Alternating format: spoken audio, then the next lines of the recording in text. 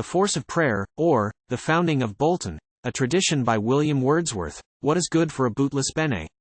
With these dark words begins my tale, and their meaning is, whence can comfort spring when prayer is of no avail?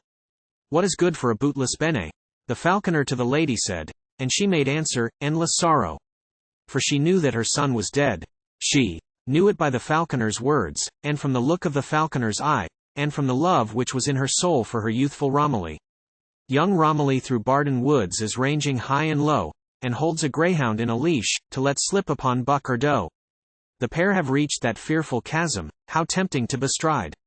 For lordly Wharf is their pent in with rocks on either side. This striding place is called the strid, a name which it took of yore. 1,000 years hath it borne that name, and shall 1,000 more. And hither is young Romilly come, and what may now forbid that he, perhaps for the 100th time, shall bound across the strid? He sprang in glee, for what cared he that the river was strong, and the rocks were steep, but the greyhound in the leash hung back, and checked him in his leap.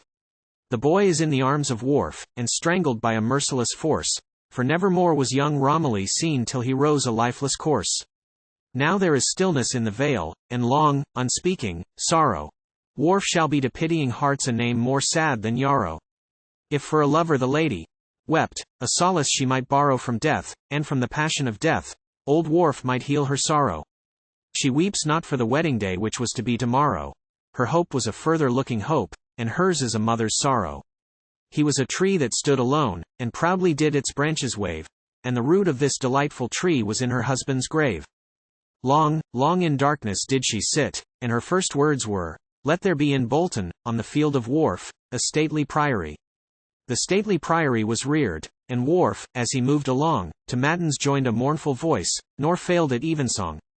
And the lady prayed in heaviness that looked not for relief, but slowly did her succor come, and a patience to her grief.